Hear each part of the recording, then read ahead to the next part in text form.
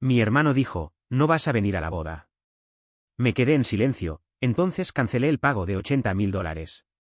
Soy Michael, tengo 35 años, y mi propio hermano, aquel cuya vida prácticamente financié, me desinvitó por mensaje de texto de la boda que yo estaba pagando. Antes de contarte cómo convertí la boda de sus sueños en una pesadilla de su propia creación, hazme un favor y déjame saber desde dónde me estás viendo en los comentarios. Es bueno saber que no estoy solo en esto. Era un martes. Recuerdo ese día con una claridad cristalina y dolorosa. Los martes son días de entrega de proyectos en mi trabajo de ingeniería de software en Seattle. La oficina bullía con esa tensión familiar de bajo nivel de un equipo tratando de lanzar un producto. Estaba profundamente concentrado, mirando fijamente un monitor lleno de líneas de código, tratando de eliminar un error particularmente molesto. Hay cierto tipo de paz en esa concentración, un lugar donde las complicaciones desordenadas del mundo real simplemente se desvanecen. Todo lo que existe es lógica, problema y solución. En realidad me sentía bastante bien, esperando con ansias un descanso muy necesario. Mis primeras vacaciones reales en años se suponía que comenzarían con la boda de mi hermano menor James en Napa Valley, una boda de cuento de hadas para la cual ya había hecho un pago inicial de $50,000, con otros $80,000 destinados y esperando, una suma que había asegurado poniendo mi propia casa en juego. Mi teléfono, boca abajo en el escritorio, vibró suavemente, un mensaje de James. Sonreí, una sonrisa genuina y cansada. Probablemente otra pregunta logística de último minuto. ¿Deberían los arreglos florales tener lirios o rosas? ¿Puedes revisar la lista de canciones de la banda? Tomé el teléfono, mi pulgar deslizándose sobre el cristal frío. Las palabras aparecieron stark y negras contra el fondo blanco. Al principio no tenían sentido. Mi cerebro trató de bromear. Oye hermano, Sara y yo decidimos que queremos mantener la boda súper íntima. Ya sabes, solo familia inmediata y amigos más cercanos. Así que, sí. Si quieres ser parte de ella, puedes verla a través del enlace de transmisión en vivo jaja. Las 3 letras resonaron en el silencio repentino y rugiente de mi mente. El ruido de fondo de la oficina, el repiqueteo de teclados, la charla distante, el zumbido de los servidores. Todo simplemente se desvaneció. Solo había el resplandor blanco de la pantalla y ese despido casual y brutal. Íntima. Yo, su hermano, su partidario de toda la vida, su financista. No era considerado lo suficientemente íntimo. No era familia inmediata. Algo dentro de mi pecho no solo se rompió. Se hizo pedazos y luego se reformó en algo frío y pesado. Era una sensación terriblemente calmada. No había fuego, no había rabia gritando por liberarse. Solo una claridad profunda y escalofriante. Esto no era un descuido. Esto era una declaración. Salí del mensaje y fui directamente a mi aplicación de correo, mis dedos moviéndose con una precisión extraña y desapegada. Encontré el correo del banco, el que confirmaba el acuerdo de préstamo. Mis ojos escanearon la frase clave, el préstamo de $80,000, garantizado por la propiedad en 123 Maple Street, Seattle, UA. Mi propiedad. Mi hogar. Lo único por lo que había trabajado toda mi vida adulta. Tomé una captura de pantalla del mensaje de James. Luego tomé una captura de pantalla de la confirmación del acuerdo de préstamo. No le respondí. El deseo de gritar, de exigir una explicación, estaba completamente ausente. En su lugar había un propósito frío y metódico. Creé una nueva carpeta en mi teléfono. La titulé simplemente, Recibos. Mi compañero de trabajo, Robert, un buen hombre que había sido mi mentor durante años, debe haber visto el cambio en mi cara. Se inclinó desde su escritorio. ¿Estás bien, Mike? Pareces como si hubieras visto un fantasma. Parpadeé, la oficina volviendo a enfocar. Logré un pequeño asentimiento tenso. Nunca mejor, Rob. Él no lo sabía. Mi madre no lo sabía. Mi hermano ciertamente no lo sabía. Pero el Michael Anderson que habían conocido, el confiable, infinitamente paciente, patológicamente dadivoso Michael, acababa de expirar silenciosamente en esa silla ergonómica de oficina. El hombre que se levantó, sus articulaciones crujiendo suavemente en la habitación silenciosa, era alguien que nunca habían conocido. Y estaban a punto de conocerlo muy, muy bien. La deuda que creía deber. Para entender la calma que se asentó sobre mí, la escalofriante falta de rabia, tienes que entender la deuda que pensé que debía.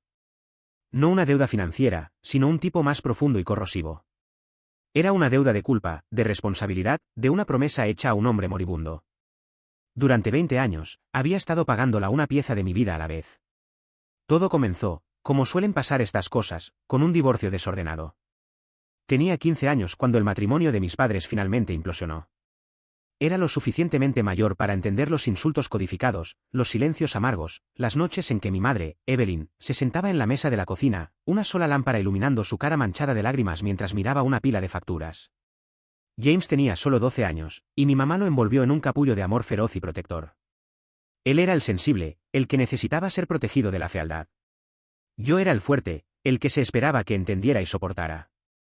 Después de que mi padre se mudó, y luego al otro lado del estado, su presencia en nuestras vidas se desvaneció de una realidad a una llamada telefónica semestral. Mamá obtuvo nuestra custodia, y con eso, heredó el peso aplastante de ser madre soltera con el salario de una recepcionista. Vi su agotamiento, la preocupación permanente grabada en las líneas alrededor de sus ojos, así que di un paso adelante. Conseguí mi primer trabajo a los 16, volteando hamburguesas en un restaurante local llamado The Corner Spot. Aún puedo olerlo, una mezcla de tocino chisporroteante, cebollas fritas y café rancio. Trabajaba el turno de la cena después de la escuela, llegaba a casa oliendo a grasa, y ponía mis escasas ganancias en efectivo en un frasco de cerámica en el mostrador de la cocina. El frasco era para comestibles, para la factura de electricidad, pero para James simplemente. Estaba ahí. Llegaba de la práctica de fútbol, guapo y encantador sin esfuerzo, revolvía en el frasco y sacaba un 10 o un 20. Película con los chicos, hermano mayor. Gracias, gritaba, mostrando esa sonrisa de $1.000.000 que siempre parecía absolverlo de todo. Mi mamá solo lo veía irse, con una mirada tierna y cansada en su cara. Si alguna vez protestaba, me daba palmaditas en el brazo. Oh, Michael, déjalo ser un niño. Ha pasado por mucho. Todos habíamos pasado por mucho. Pero de alguna manera, solo su dolor parecía contar. El fondo universitario. La primera cuota importante de esta deuda fue su fondo universitario. O más bien, la falta de uno. James, con sus buenas calificaciones y carisma, fue aceptado en una universidad privada prestigiosa en la costa este. Era su sueño, un mundo lejos de nuestro modesto suburbio de Seattle. Mi mamá estaba rebosante de orgullo, pero era un orgullo mezclado con pánico absoluto. La matrícula era más que su salario anual. Yo tenía 20 años entonces, trabajando en un puesto junior de desarrollador. Finalmente estaba ganando dinero real, mi propio dinero. Tenía una pequeña cuenta de ahorros, el comienzo de un sueño de algún día tener mi propio lugar. Tenía planes. Pero entonces vi la cara de mi madre, tan desesperada por darle el mundo a su niño dorado. Vi a James, prácticamente vibrando de emoción. Y vi mis propios pequeños sueños, y parecían egoístas en comparación. El fuerte tenía que ser fuerte. No te preocupes, mamá. Yo me haré cargo, dije. Durante los siguientes 4 años, una porción significativa de mi salario se transfirió directamente a la oficina del tesorero de la universidad. Viví en un apartamento estrecho con un compañero de cuarto y un grifo que goteaba perpetuamente mientras James publicaba fotos de sus fiestas de dormitorio y viajes de vacaciones de primavera. Mi hermana, Clara, menor que ambos, era la única que alguna vez lo cuestionó. Era la observadora silenciosa, la que veía el desequilibrio. Me encontró una noche, mirando mi cuenta bancaria en línea, el saldo deprimentemente bajo después de un pago de matrícula. ¿Esto está bien, Michael?, preguntó, su voz suave. Él ni siquiera tiene un trabajo de medio tiempo. Le di la respuesta estándar, la que me había estado diciendo a mí mismo. Necesita concentrarse en sus estudios, Clara. Tiene mucho potencial. El auto y la promesa. El siguiente ladrillo en la pared de mi servidumbre fue el auto. El verano después de su graduación, James, embriagado de su propia invencibilidad percibida, destrozó el auto usado perfectamente bueno que le había comprado. Había estado corriendo en la calle. Me llamó a las 2 de la mañana, su voz temblorosa, pero era la molestia de la inconveniencia, no el shock de una experiencia cercana a la muerte. Los autos están destrozados, Mike. Mi seguro va a subir por las nubes. ¿Cómo se supone que vaya a entrevistas de trabajo? Conduje 3 horas para buscarlo. Nuestra madre ya estaba allí, preocupándose por él, revisándolo en busca de rasguños mientras ignoraba los restos metafóricos de su irresponsabilidad. Cometió un error tonto, dijo, sus palabras un escudo protegiéndolo de mi ira. Es un buen chico de corazón. Un buen chico de 22 años. Terminé CEO firmando el préstamo para un sedán nuevo. Mi puntaje crediticio, que había construido meticulosamente, ahora estaba encadenado a su imprudencia.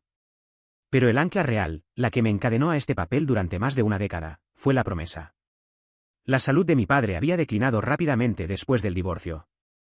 Unos años después, tuvo un ataque cardíaco masivo. La última vez que lo vi fue en una habitación estéril y beige de hospital que olía a lejía y miedo. Era una sombra del hombre que recordaba, perdido en un mar de sábanas blancas. Agarró mi mano, la suya sintiéndose como un manojo de ramitas secas. Michael, murmuró, sus ojos fijándose en los míos con una intensidad desesperada. ¿Tu madre? Está ciega cuando se trata de James. Él tiene buen corazón, pero es un soñador. No tiene tu fuerza, tu sentido común. Una lágrima se deslizó por su sien. Prométeme, hijo. Tú eres el fuerte. ¿La roca? Prométeme que siempre cuidarás de él. No dejes que caiga. Tu padre está en su lecho de muerte. ¿Qué haces? Haces la promesa. Cargas el peso. Esa promesa fue la razón por la que invertí $30.000 en su supuesta startup tecnológica, una empresa que se evaporó en 6 meses, dejando atrás un rastro de recibos de restaurantes elegantes y un viaje a Las Vegas.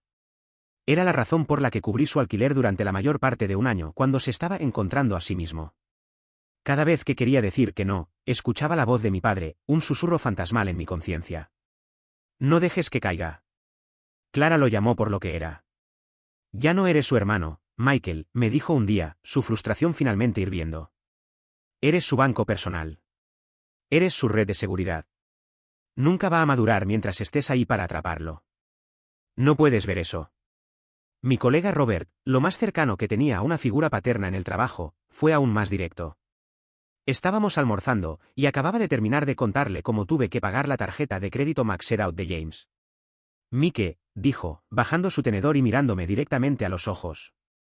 Voy a decir esto como amigo. Necesitas pensar en tu propia vida. Quieres una casa, ¿verdad? Quieres conseguir esa promoción a arquitecto senior. Cada dólar que le das es un dólar que robas de tu propio futuro. La familia es importante, pero hay una diferencia entre un salvavidas y un ancla. Él es un ancla, y te está arrastrando hacia abajo. Los escuché, pero la promesa era más fuerte. La boda de ensueño. Así que cuando James se comprometió con Sarah, me inundé de alivio. Ella era de una familia rica y establecida.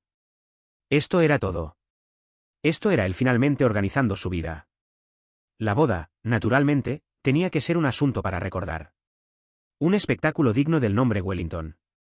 300 invitados, un viñedo en Napa Valley, un planificador de bodas de celebridades. El presupuesto era obsceno. La reunión familiar era predecible. Era James y mi mamá, sentados en mi sofá, sus expresiones una mezcla cuidadosamente calibrada de esperanza y ansiedad. La familia de Sarah está siendo increíblemente generosa, comenzó James, estudiando un hilo suelto en mi sofá. Pero estamos un poco cortos para el depósito del lugar y las tarifas de planificación inicial. ¿Qué tan cortos?, pregunté, las palabras sintiéndose como ceniza en mi boca. 50.000, dijo mi mamá, su mano encontrando mi brazo en ese gesto familiar y apaciguador.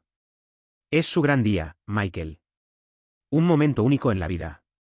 Solo queremos que sea perfecto para él. Miré mi cuenta de ahorros esa noche.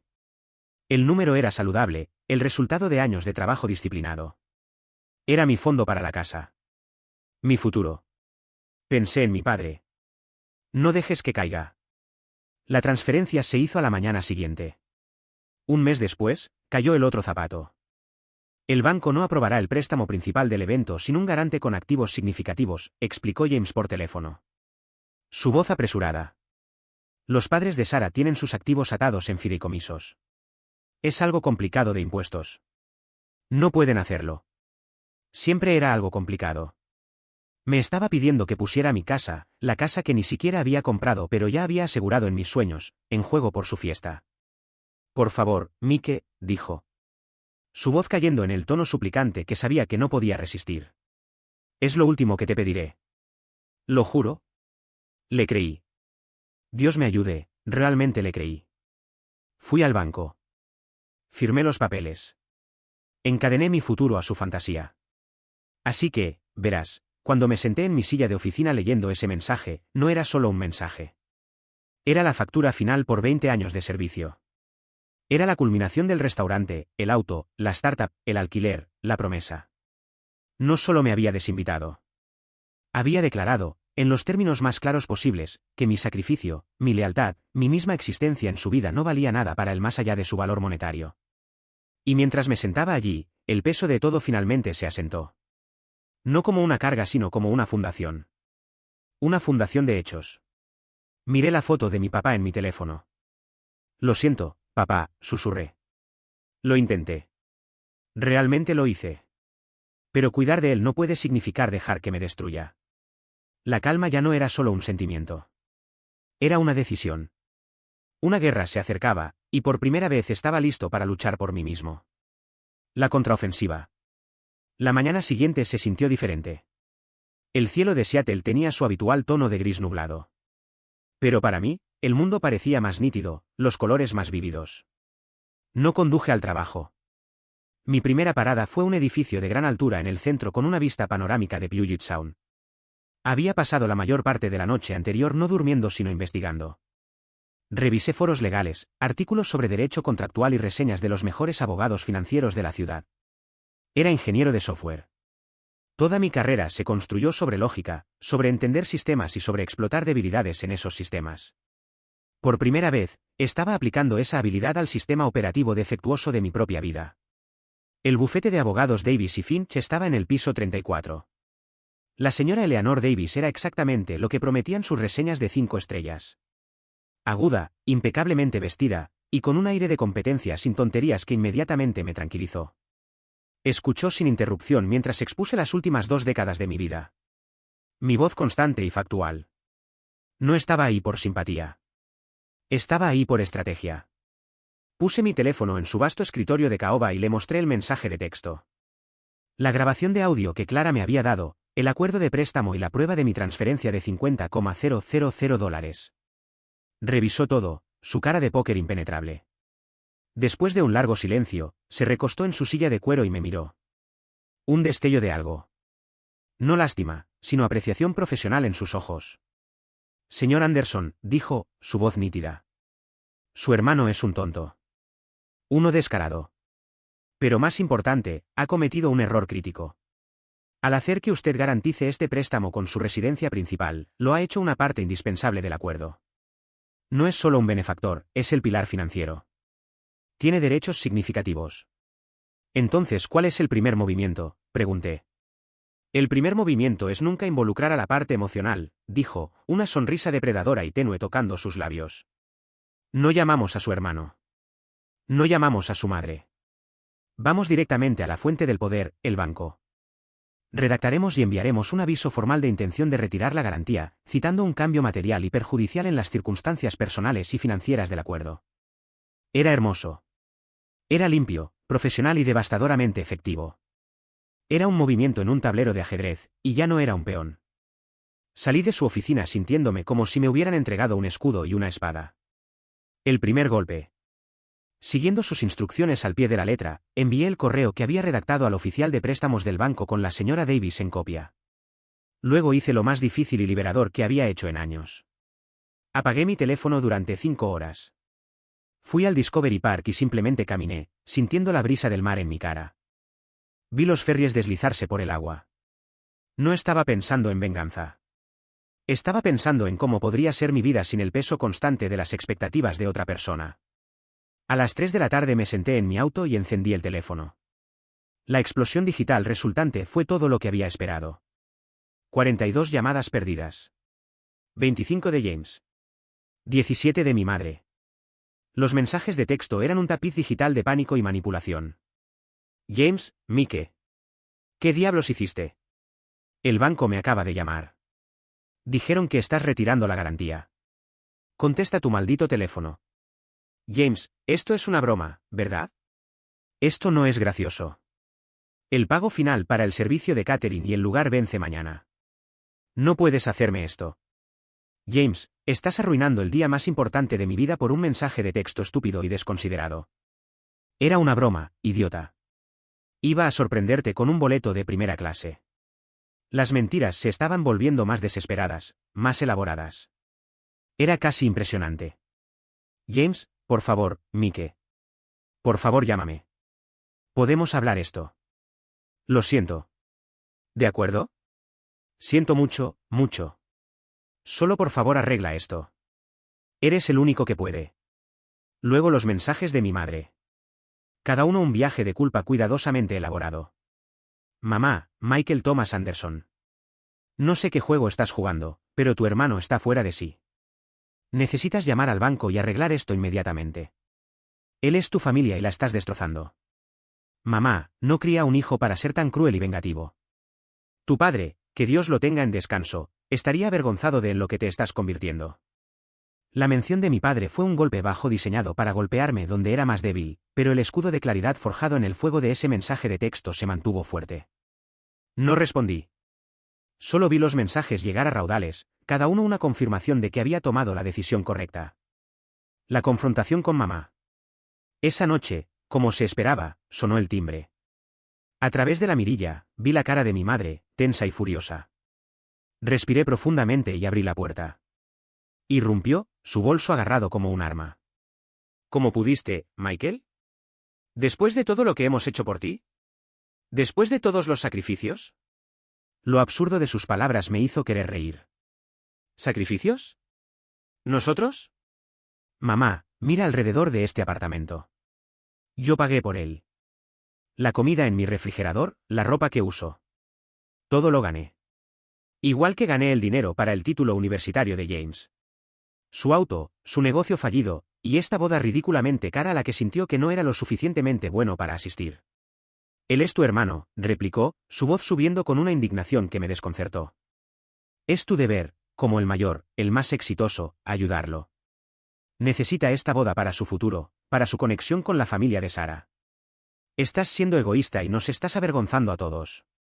La única persona a la que está avergonzando es a él mismo, dije, mi voz peligrosamente calmada. Tomó una decisión. Solo que no está acostumbrado a que sus decisiones tengan consecuencias. Siempre me ha tenido a mí para borrarlas. Necesitas conocer tu lugar en esta familia, Michael, dijo, su voz bajando a un siseo intenso y bajo. James es el que necesita apoyo. Tú siempre has sido el estable. Tu papel es ser la roca. No es tu lugar tener sentimientos heridos. No es mi lugar tener sentimientos heridos. Eso era todo. Ese era el núcleo de todo. No era una persona para ella. Era una utilidad, un recurso, una función. No, mamá, dije, y la frialdad en mi propia voz me sorprendió. Mi papel es ser un hijo, no un sirviente. Mi lugar está en una vida que construyo para mí mismo. He terminado de ser la roca sobre la que todos los demás se paren. Esta conversación ha terminado. Caminé hacia la puerta y la mantuve abierta. Creo que deberías irte ahora. El shock en su cara fue absoluto. En 35 años, nunca la había desafiado, nunca me había enfrentado a sus manipulaciones. Me miró como si fuera un extraño, luego se dio la vuelta y se fue, cerrando la puerta tan fuerte que un marco de fotos en la pared se tambaleó. El silencio que dejó atrás era pesado. Por un momento, el escudo vaciló. La voz de la duda susurró, eres el monstruo que piensan que eres. Luego, otro golpe, más suave esta vez. Era Clara, mi hermana silenciosa y leal. En el momento en que abrí la puerta, entró y me envolvió en un abrazo feroz. No dijo nada durante mucho tiempo. Solo se aferró. Estoy tan orgullosa de ti, Michael, finalmente susurró en mi hombro, y sentí que la última de mis dudas se desvanecía, reemplazada por una ola de gratitud. La revelación final. Nos sentamos en el sofá, y le mostré todo. El mensaje, el correo del abogado, la inundación de mensajes de James y nuestra madre. Solo escuchó, su expresión una mezcla de tristeza y validación sombría. Sabía que este día llegaría, dijo. Solo recé para que encontraras la fuerza antes de que te quitaran todo. Se mordió el labio, luego sacó su teléfono. Hay algo que necesitas escuchar. Me sentí enferma de guardar esto durante casi un año, pero no quería ser quien te rompiera el corazón. Pero ahora necesitas escuchar la verdad, de su propia boca. Explicó sobre la grabación accidental, la llamada de bolsillo. Presionó reproducir. El audio era enfermizamente claro. Era James, su voz llena de arrogancia jovial, hablando con uno de sus amigos. No, hombre, Michael está cubriendo la mayor parte, estaba diciendo, seguido de una risita. Ya lo conoces, es básicamente una billetera caminante. Mientras juegues la carta de, te admiro, hermano mayor, y lo hagas sentir como el responsable, firmará cualquier cosa. En realidad es algo patético, pero oye, funciona para mí. Una billetera caminante. Patético. El aire salió de mis pulmones en un jadeo silencioso. Es una cosa sospechar una verdad terrible. Es otra cosa completamente diferente tenerla confirmada. Hablada en la voz de tu propio hermano, goteando con tal desprecio casual y alegre. La mano de Clara encontró la mía en la tenue luz de la sala. Siento mucho, Michael. Sacudí la cabeza. Una paz extraña y profunda se asentó sobre mí. La grabación no fue una pena de corazón. Fue una liberación. Era la pieza final e innegable de evidencia de que yo no era el monstruo. Era el que había sido cazado. No lo sientas, dije. Mi voz tan sólida como la roca. Me acabas de entregar un arma nuclear, y no tengo miedo de usarla. El descubrimiento del fraude. Los días que siguieron fueron el ojo de la tormenta. El asalto digital de James y mi madre cesó, reemplazado por un silencio pesado y ominoso. Sabía que estaban en pánico, probablemente luchando para encontrar otra fuente de financiamiento u otra forma de manipularme. Estaban reaccionando. Yo, por otro lado, estaba siendo proactivo. Mi dolor se había quemado, dejando atrás un enfoque frío y agudo. No estaba esperando su próximo movimiento. Estaba preparando mi movimiento final. Mi vida se compartimentalizó. Durante el día, era Michael Anderson, ingeniero de software senior, cerrando metódicamente mis proyectos antes de mis vacaciones. En el almuerzo y en las noches, era Michael Anderson cliente, profundamente en preparación estratégica con mi abogada. La señora Davis era una maestra. Me hizo documentar cada contribución financiera que había hecho a James, desde los artículos de gran boleto como la matrícula hasta los más pequeños y consistentes como cubrir su seguro de auto o facturas de tarjetas de crédito. Estamos construyendo una narrativa, Michael explicó, su pluma volando sobre un blog legal. Una historia clara e innegable de dependencia financiera y explotación. Fue durante esta preparación meticulosa que descubrimos la siguiente capa de su engaño. Revisando la solicitud de préstamo que James había enviado al banco, la señora Davis hizo una pausa, tocando una sección con su pluma. Esto es interesante. Ha listado a su futuro suegro, el señor David Wellington, como un CEO garante pendiente. ¿Qué significa eso?, pregunté. Implica que el señor Wellington ha acordado en principio CEO firmar, y su firma es solo una formalidad. ¿Es ese tu entendimiento? No, dije, una sensación fría subiéndome por la columna. James me dijo explícitamente que su familia no podía CEO firmar porque sus activos estaban atados en fideicomisos complejos. Dijo que era un problema fiscal. Los labios de la señora Davis se adelgazaron en una línea sombría. Déjame hacer una llamada. Tenía una vasta red, una telaraña de contactos construida durante 30 años en derecho y finanzas.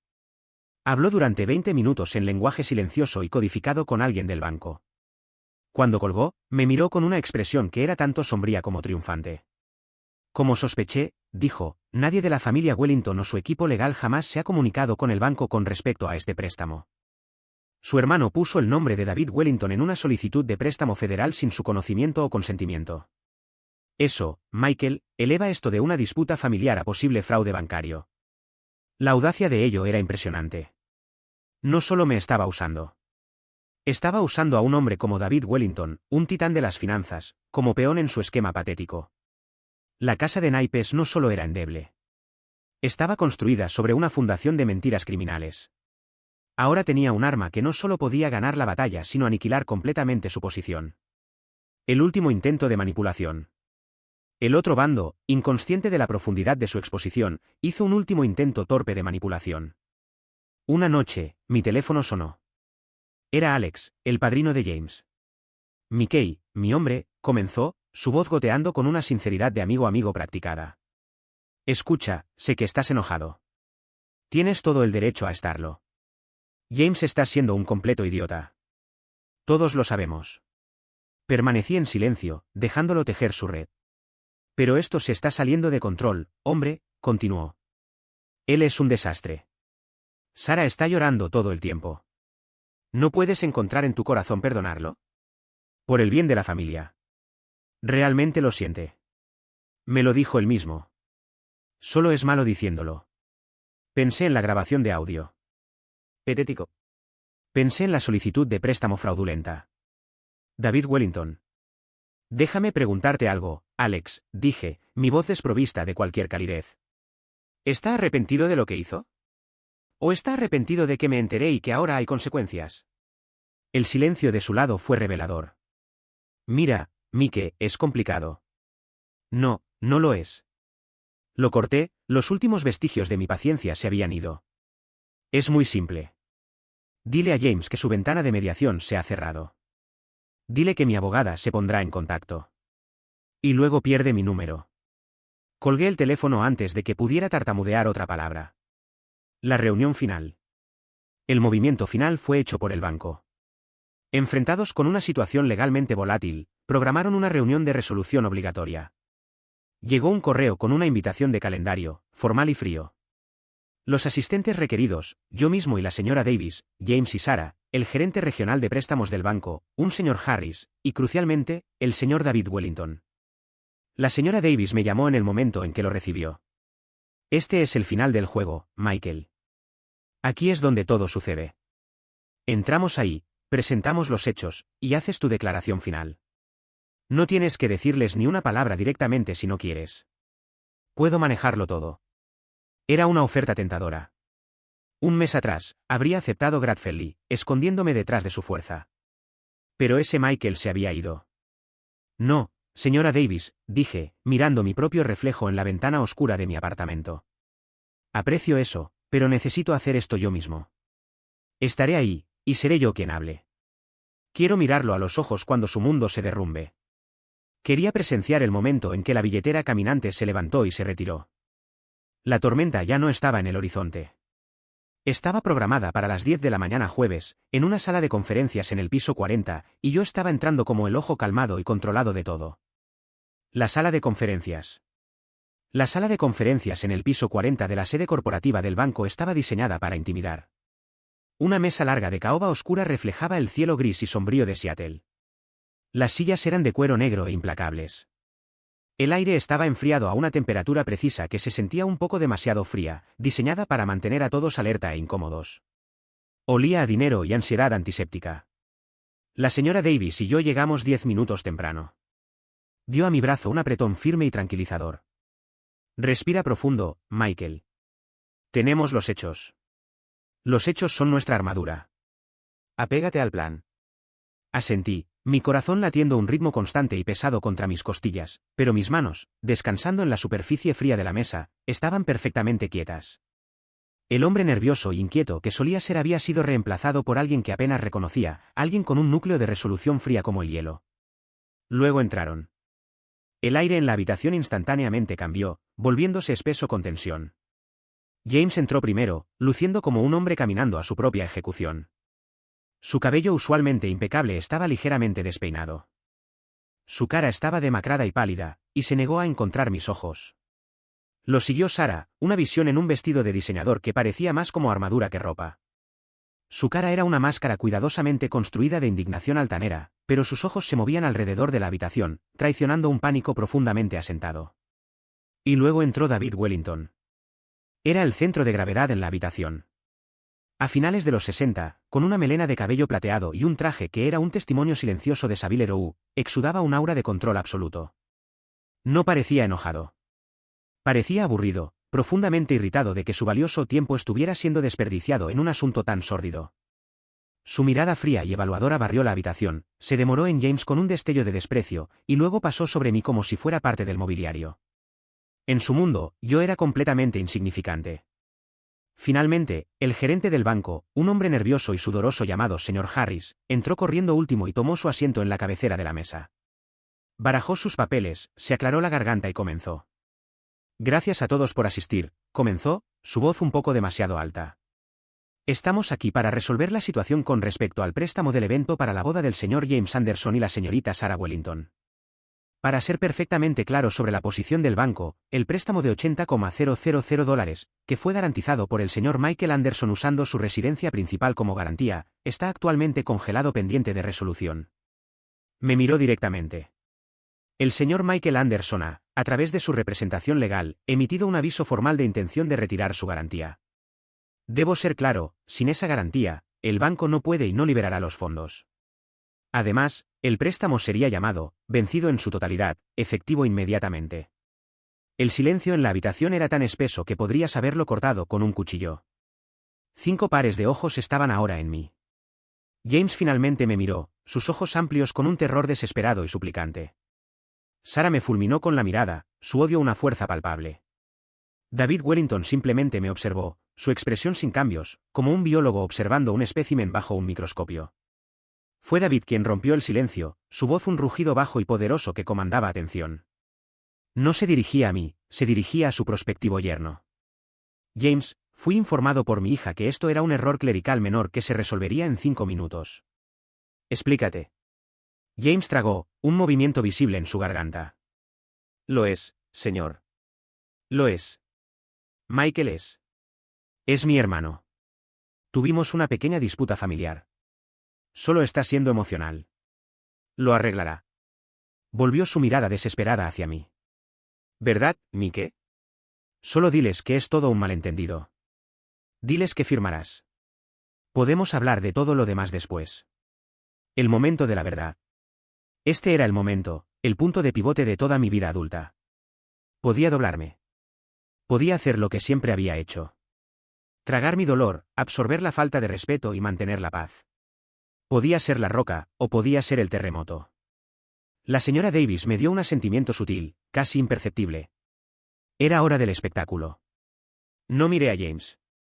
Dirigí mis palabras al señor Harris y al señor Wellington, los dos hombres en la habitación que entendían el lenguaje del poder y las consecuencias.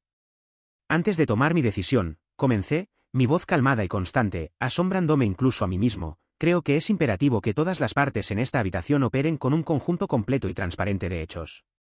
Creo que el señor Wellington, en particular, merece entender la naturaleza completa de la transacción en la que ha sido involucrado sin querer. Puse mi teléfono, pantalla hacia arriba, en la superficie pulida de la mesa. El pequeño rectángulo oscuro parecía contener todo el poder en la habitación. James, dije, finalmente volviéndome hacia él.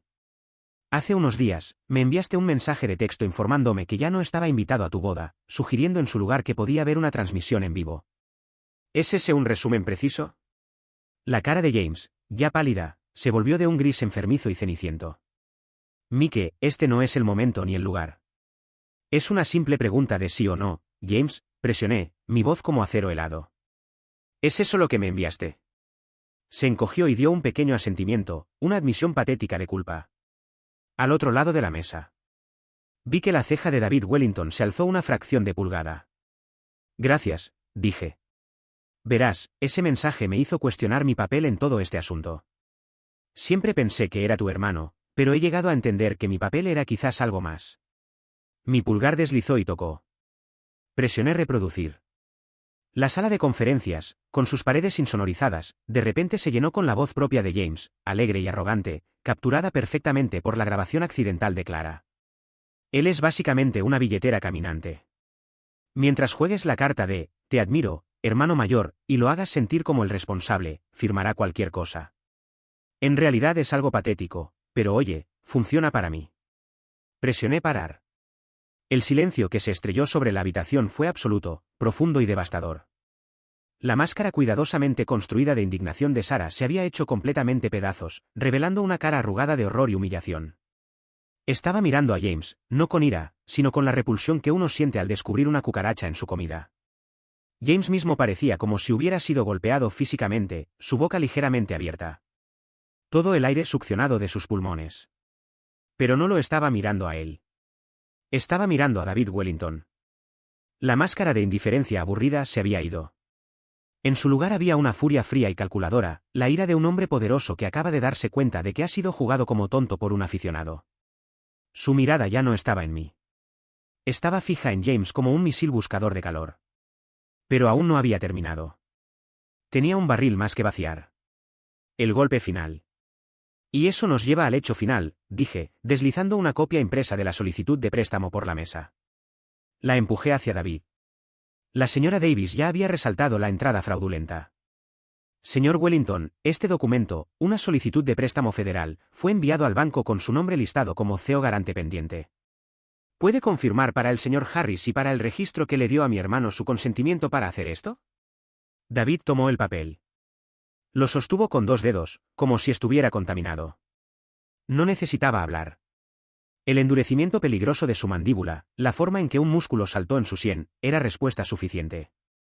Le habían mentido, y su nombre poderoso había sido usado por el chico patético y llorón que se atrevía a tratar de casarse en su familia. Me recosté en mi silla. Jaque mate. El señor Harris estaba sudando profusamente ahora, secándose la frente con un pañuelo. Esto es profundamente problemático. Esto podría ser motivo para una investigación federal de fraude. Eso no será necesario, dijo David Wellington, su voz un gruñido bajo y mortal. Dobló la solicitud con precisión quirúrgica y la deslizó en el bolsillo interior de su chaqueta de traje. Finalmente me miró, directamente a mí, y por primera vez, vi algo más que desprecio en sus ojos. No era amabilidad. No era simpatía. Era el respeto crudo y frío de un depredador reconociendo la habilidad de otro. Luego se alzó a su altura completa e imponente, su sombra cayendo sobre la mesa. Volvió su atención completa y llena de ira hacia James. La boda está cancelada. Papá, no, jadeó Sara, su voz aguda con pánico. Cállate, Sara, comandó, su voz cortando su súplica como una navaja. Ni siquiera la miró. El evento en la finca Wellington, financiado por mi dinero y al que asisten mis invitados, está cancelado. Si deseas tener alguna ceremonia patética de patio trasero con este mentiroso, lo harás con tus propios recursos. El nombre Wellington no será manchado por este fiasco. Miró a James una última vez, sus ojos prometiendo un mundo de dolor. No contactarás a mi hija otra vez. No te acercarás a mi familia o mis intereses comerciales. Si lo haces, desataré un equipo de abogados sobre ti que te hará sentir nostálgico del día en que naciste. Con un asentimiento cortés, casi imperceptible en mi dirección, David Wellington se dio la vuelta y salió de la habitación a grandes pasos, dejando un cráter de silencio a su paso. Sara ahora estaba sollozando incontrolablemente, su cara enterrada en sus manos. James se sentó congelado, su mundo completamente demolido en el espacio de 5 minutos. El señor Harris, luciendo aterrorizado, se volvió hacia mí. Bueno, a la luz de todo eso, señor Anderson, su decisión final con respecto a la garantía. Me levanté, sintiendo una extraña ligereza. Miré a mi hermano, este extraño roto al otro lado de la mesa. No había alegría, no había sensación de victoria, solo un sentido silencioso, profundo y final de liberación. No, señor Harris, dije, mi voz clara y constante. No estaré firmando. Oficialmente estoy retirando mi garantía, efectivo inmediatamente. La señora Davis reunió nuestras cosas. Caminamos hacia la puerta, dejando los restos atrás. Mientras la puerta pesada se cerró detrás de nosotros, no miré atrás. No había nada ahí para que yo viera. La liberación. En el momento en que la puerta de la sala de conferencias se cerró, se sintió como si una válvula de presión hubiera sido liberada dentro de mi cabeza. El aire en el pasillo, aún frío y estéril, se sintió diferente. Podía respirar otra vez. Caminando hacia el ascensor, no sentí la adrenalina triunfante que podría haber esperado. No había urgencia de celebrar. En su lugar, había solo una calma vasta y silenciosa. Era la sensación de una fiebre larga y debilitante finalmente rompiendo, dejando atrás un profundo sentido de agotamiento y paz. La señora Davis caminó conmigo fuera del edificio y hacia la calle bulliciosa de Seattle. Los sonidos de la ciudad, el tráfico, la bocina distante del ferry, la charla de los peatones, se sentían tranquilizadores, reales. Fuiste magnífico ahí adentro, Michael, dijo, su porte profesional usual suavizándose ligeramente. Fuiste controlado, fuiste factual, y fuiste absolutamente devastador. He visto litigantes experimentados con menos compostura. No podría haberlo hecho sin usted, señora Davis, dije, y lo decía en serio. Gracias por ayudarme a encontrar mi voz. Nos dimos la mano, y por primera vez en lo que se sintió como toda una vida, me sentí como un participante activo en mi propio futuro, no solo un espectador. El día de la boda que nunca fue. El día oficial de la boda, el día que una vez había ocupado tanto espacio en mi calendario, llegó y se fue una semana después con apenas una ondulación en mi vida. Solo lo supe porque Clara me llamó. No había gran celebración en Napa, no había cuarteto de cuerdas, no había banquete de 300 invitados. Clara había escuchado a través de la red de chismes familiares, que ahora zumbaba con una versión distorsionada y sensacionalizada de la historia, que Sara había seguido adelante. Contra los deseos explícitos de su padre y sin un centavo de su dinero, ella y James habían tenido una ceremonia pequeña y apresurada en el patio trasero de la casa suburbana modesta de mamá. Un primo había publicado algunas fotos en una página privada de redes sociales antes de que le dijeran que las quitara. Clara me describió las imágenes. Un puñado de invitados luciendo incómodos en sillas de jardín desiguales, flores marchitas compradas en tienda, y James y Sara parados bajo un enrejado de aspecto barato. Dijo que James parecía un fantasma en su propia boda, sus ojos huecos. La sonrisa de Sarah, dijo Clara, no llegaba a sus ojos. Era una mueca quebradiza y desesperada de lápiz labial rojo. Mi madre, Evelyn, estaba en el fondo de una foto, su cara una máscara tormentosa de furia y derrota. Yo, por supuesto, no fui invitado. Esta vez, la exclusión ni siquiera se registró como un desprecio. Era simplemente un hecho tan relevante para mí como el clima en un país distante. Pasé ese sábado reclamando mi propia vida. Tomé el consejo de Robert de hace mucho tiempo y conduje hasta el sendero Mountsea. Caminé durante horas, sintiendo la quemadura satisfactoria en mis pulmones y el dolor en mis muslos mientras me empujaba por la inclinación empinada. En la cumbre, me paré en un afloramiento rocoso, el viento azotando mi cabello por mi cara, y miré la extensión impresionante de las montañas Cascade. Se sintió como si el viento estuviera depurando los últimos residuos de los últimos 20 años, soplando la culpa, la obligación, el peso sofocante de esa promesa. No era un hermano, no era un hijo, no era una billetera caminante. Era solo un hombre en una montaña, y por primera vez, eso se sintió como más que suficiente. La confrontación final. La confrontación final llegó unos días después. Sabía que era inevitable. El golpe en la puerta de mi apartamento fue vacilante, casi tímido. Abrí para encontrar a James. El cambio en él era impactante. La confianza arrogante, la ropa cara, el encanto fácil, todo había sido despojado. Estaba delgado, de piel cetrina, sus ojos hundidos y atormentados. Parecía un hombre que había sido vaciado desde adentro. ¿Puedo entrar?, preguntó, su voz un susurro ronco. Sin palabras me hice a un lado. Se arrastró a mi apartamento, un lugar que nunca se había molestado en visitar, y miró alrededor con el aire desconcertado de un náufrago. No podía encontrar mis ojos. Se paró en el medio de mi sala, mirando al suelo, sus manos metidas profundamente en los bolsillos de sus jeans arrugados. Sarah me dejó, dijo, las palabras amortiguadas. El día después de la ceremonia, empacó sus maletas y se fue a casa de su mamá. Su papá la cortó completamente. Dijo que era una responsabilidad. Dijo que arruiné su vida. Soltó una risa seca y sin humor. Los abogados de su padre me enviaron una carta. Están amenazando con demandarme por los depósitos iniciales de la boda que él pagó, alegando tergiversación fraudulenta. Finalmente me miró, sus ojos nadando con una desesperación autocompasiva. Perdí todo, ¿y qué? Mi esposa. El dinero. Las conexiones. Todo se ha ido. Esperé. Me quedé ahí en la tranquilidad de mi propio hogar y esperé las palabras que necesitaba escuchar. La disculpa. La admisión de culpa. El reconocimiento simple y honesto, estaba equivocado. Siento lo que te hice. Nunca llegó. En su lugar, su desesperación se cuajó en resentimiento. ¿Por qué tuviste que hacerlo de esa manera?, preguntó, su voz ganando un tono lloriqueante. ¿Por qué tuviste que humillarme frente a su padre? Podrías haber simplemente dicho que no al banco. No tenías que destruirme.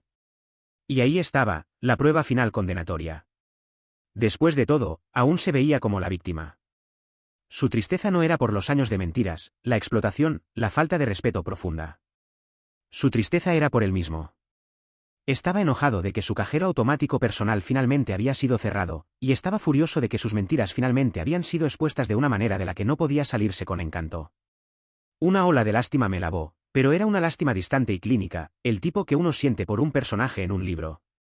El cordón emocional que me había unido a él durante toda mi vida, un cordón que él había deshilachado y corroído sistemáticamente año tras año, finalmente se rompió. Caminé a mi puerta principal y la abrí, dejando que el aire fresco de la noche fluyera a la habitación. No te destruí, James, dije, mi voz silenciosa, desprovista de ira o triunfo. Tus decisiones te destruyeron. Cada cosa que te está pasando ahora es una consecuencia directa de una decisión que tomaste. Yo solo decidí dejar de pagar por ellas. Me miró, su boca abierta, un destello de su vieja ira entitulada destellando en sus ojos. ¿Así que eso es todo? ¿Ya terminaste? Soy tu hermano. Pensé en mi padre, en su deseo moribundo. Cuida de él. No dejes que caiga. Había honrado esa promesa de la única manera que sabía cómo, durante todo el tiempo que pude. Pero la había malinterpretado. Cuidar de alguien no significa cargarlos. Significa querer lo mejor para ellos. Y lo mejor para James era finalmente, por primera vez en su vida, sentir el peso completo y sin amortiguación del suelo. La promesa que le hice a papá fue cuidarte, James, dije, mi voz clara y final. No prenderme fuego para mantenerte caliente. Necesitas aprender a ser un hombre por tu cuenta. Es hora de que crezcas. Adiós. Me miró, sin palabras, mientras la finalidad de mis palabras se hundía. Luego, con una inclinación derrotada, casi infantil de sus hombros, se dio la vuelta y salió de mi apartamento, y con eso, de mi vida. Mientras cerré y aseguré la puerta, no sentí tristeza. No sentí ira. Solo sentí silencio. Era el silencioso profundo y limpiador de una habitación después de que una tormenta violenta ha pasado, dejando todo listo para ser reconstruido, más fuerte que antes. Los 6 meses después, una nueva vida. Los 6 meses que siguieron fueron una revelación. Era como aprender a respirar un nuevo tipo de aire, un aire libre de los contaminantes de la culpa y la obligación. El silencio de mi madre y James era absoluto. Al principio, se sintió extraño, como un miembro fantasma que había dejado de doler. Luego, simplemente se volvió pacífico. Mi teléfono ya no se sentía como una fuente potencial de ansiedad. Era solo una herramienta. Mi cuenta bancaria era solo mi cuenta bancaria. Mi tiempo era solo mi tiempo. El primer acto más crucial de esta nueva era fue simbólico. Vendí la casa para la que había estado ahorrando. La que había sido usada como el instrumento de mi ruina potencial. Estaba manchada por el pasado. Su misma existencia estaba atada al viejo Michael, el que ponía los sueños de todos los demás antes que los suyos. Venderla fue una liberación. Tomé los ingresos de esa venta, combinados con los $80,000 que había reclamado, e hice algo radical, algo que el viejo Michael habría considerado imposiblemente egoísta. Invertí en mí mismo. Todo. Compré un condominio elegante de 2 habitaciones en un edificio nuevo en el vecindario Belton de Seattle. Tenía ventanas del piso al techo y un balcón que ofrecía una vista impresionante del horizonte de la ciudad y el brillo de Elliott Bay. No era la casa con jardín, pero era mía, sin trabas, ganada. Con una porción de los fondos restantes, me inscribí en un programa de certificación de nivel de posgrado en IA y aprendizaje automático en la Universidad de Washington. Era un campo por el que estaba profundamente apasionado, pero los cursos avanzados eran caros, y en el pasado, ese dinero siempre había sido desviado para financiar una de las emergencias de James. Ahora, pasaba mis noches y fines de semana inmerso en el estudio. Mi mente se iluminó con nuevas ideas y problemas complejos. Este nuevo enfoque tuvo un efecto dominó. En el trabajo, libre del zumbido constante de fondo del estrés inducido por la familia y la ansiedad financiera, mi rendimiento se disparó. Era más agudo, más creativo, más comprometido. Tomé el liderazgo en un nuevo proyecto desafiante, desarrollando una herramienta de análisis predictivo para un cliente importante. Vertí mi energía en ello, trabajando hasta tarde no por obligación, sino por pasión genuina. El proyecto fue un éxito masivo. Llevó a un nuevo contrato importante para la empresa y, para mí, una promoción a arquitecto senior, un título que había estado persiguiendo durante años, junto con un salario que reflejaba la nueva posición. Ya no estaba solo sobreviviendo, estaba prosperando. Relaciones personales florecientes. Mi vida personal, una vez un paisaje estéril de trabajo y deberes familiares, comenzó a florecer. Tomé el consejo de Robert y finalmente me uní a ese club de senderismo. En mi tercera salida, una caminata desafiante por Malvax Peak, conocí a Emma. Era arquitecta paisajista con una risa rápida y una curiosidad inteligente sobre el mundo. Caímos en una conversación fácil, hablando durante horas mientras navegábamos por el sendero. Lo que más me impactó de nuestras interacciones fue su simplicidad. No estaba interesada en mi nuevo título de trabajo o mi condominio. Estaba interesada en mis pensamientos sobre espacios verdes urbanos, mis novelas de ciencia ficción favoritas, los chistes terribles que hacía. Nuestra amistad creció orgánicamente, construida sobre una fundación de respeto mutuo e intereses compartidos.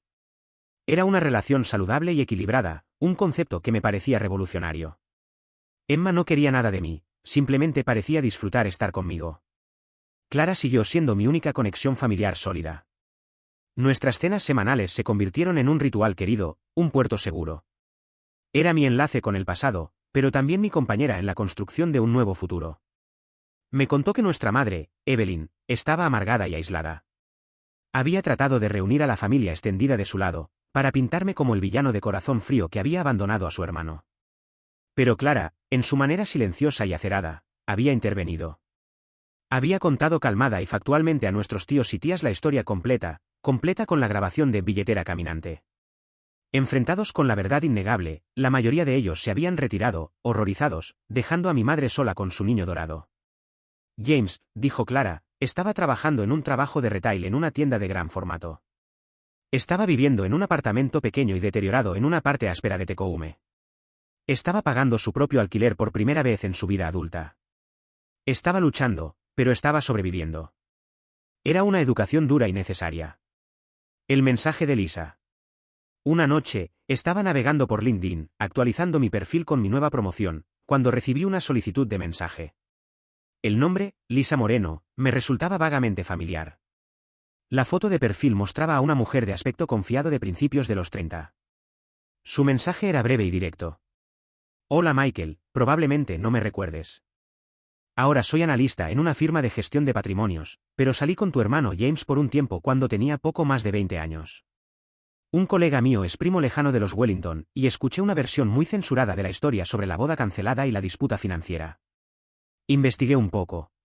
Solo quería contactarte y decir que estoy increíblemente contenta de que te defendieras. Hiciste lo correcto. Me quedé asombrado. Recordaba a Lisa.